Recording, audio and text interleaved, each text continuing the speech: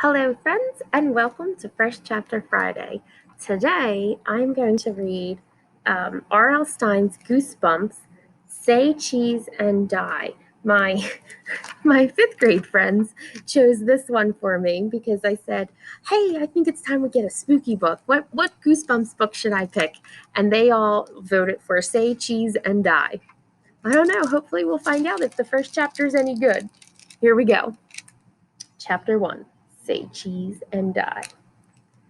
There's nothing to do in Pitt's Landing, Michael Warner said, his hands shoved into the pockets of his faded denim cutoffs. Yeah, Pitt's Landing is the pits, Greg Banks said. Doug Arthur and Shari Walker muttered their agreement. Pitt's Landing is the pits. That was the town slogan, according to Greg and his three friends. Actually, Pitt's Landing wasn't much different from a lot of small towns with quiet streets of shady lawns and comfortable old houses. But here it was, a balmy fall afternoon, and the four friends were hanging around Greg's driveway, kicking at the gravel, wondering what to do for fun and excitement.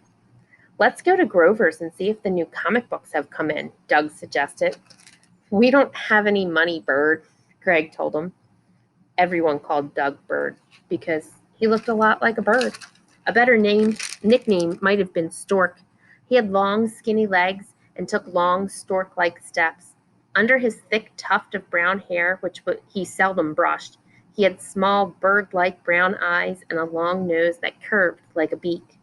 Doug didn't really like being called Bird, but he was used to it. We can still look at the comics, Bird insisted. Until Grover starts yelling at you, Shari said. She puffed out her cheeks and did a pretty good imitation of the gruff store owner. Are you paying or staying? He thinks he's cool, Greg said, laughing at her imitation. He's such a jerk. I think the new X-Force is coming in this week, Bird said. You should join the X-Force, Greg said, giving his pal a playful shove.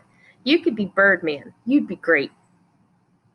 We should all join the X-Force, Michael said. If we were superheroes, maybe we'd have something to do. No, we wouldn't, Shari quickly replied. There's no crime to fight in Pitt's Landing. We could fight crabgrass, Bird suggested. He was the joker in the group. The others laughed. The four of them had been friends for a long time. Greg and Shari lived next door to each other, and their parents were best friends. Bird and Michael lived on the next block. How about a baseball game? Michael suggested. We could go down to the playground. No way, Shari said. You can't play with only four people. She pushed back a strand of her crimped black hair that had fallen over her face. Shari was wearing an oversized yellow sweatshirt over bright green leggings. Maybe we'll find some other kids there, Michael said, picking up a handful of gravel from the drive and letting it sift through his chubby fingers. Michael had short red hair, blue eyes, and a face full of freckles. He wasn't exactly fat, but no one would ever call him skinny. Come on, let's play baseball, Bird urged. I need the practice. My Little League starts in a couple of days. Little League? In the fall? Shari asked. It's a new fall league. The first game is Tuesday after school, Bird explained.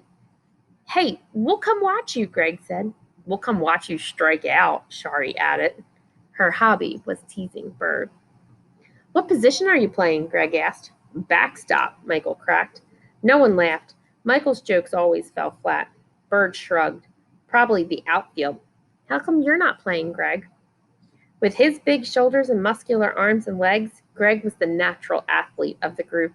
He was blond and good-looking, with blue, gray, green eyes and a wide, friendly smile. My brother Terry was supposed to go sign me up, but he forgot, Greg said, making a disgusted face. Where is Terry? Shari asked. She had a tiny crush on Greg's older brother. He got a job Saturdays and after school at the Dairy Freeze, Greg told her. Let's go to the Dairy Freeze, Michael exclaimed enthusiastically. We don't have any money, remember? Bird said. Terry'll give us free cones, Michael said, turning a hopeful gaze on Greg. Yeah, free cones, but no ice cream in them, Greg told him. You know what a straight arrow my brother is.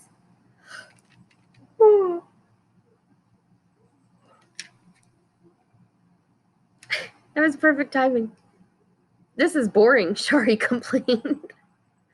watching a robin hop across the sidewalk. It's boring standing around talking about how bored we are.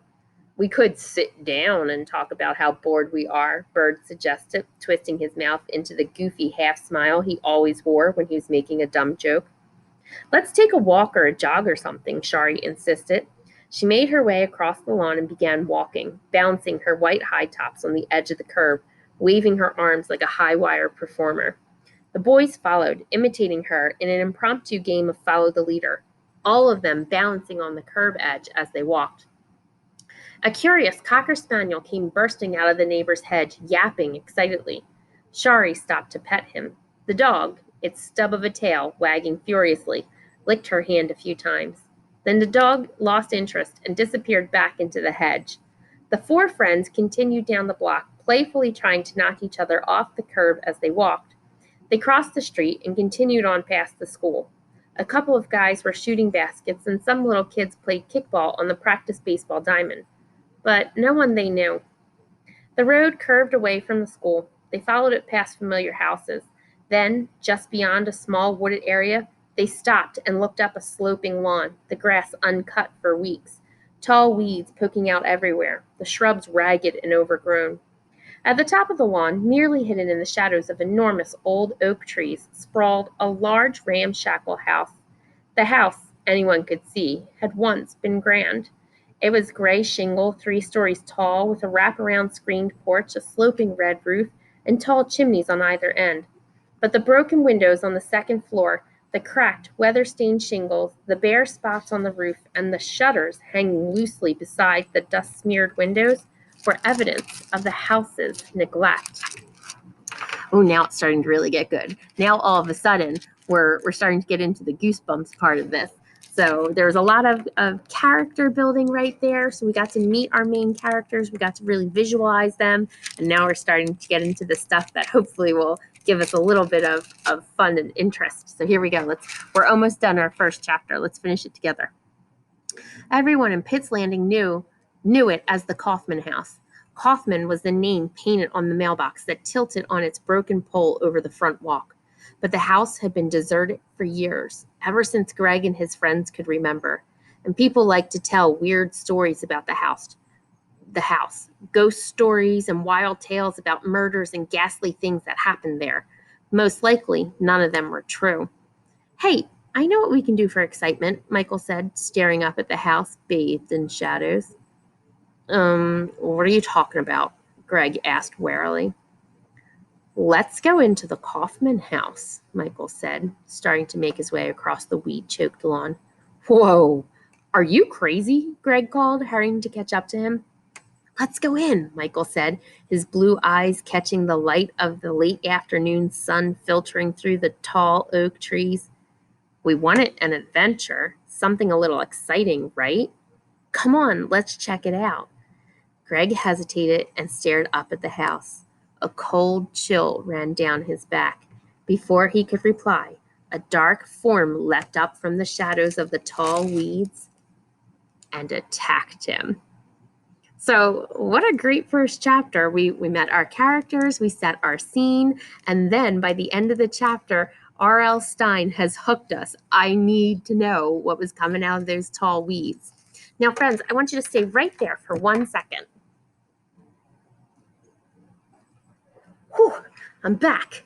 Do you see this pile of books? This is all I have left because so many students have checked out my Goosebumps.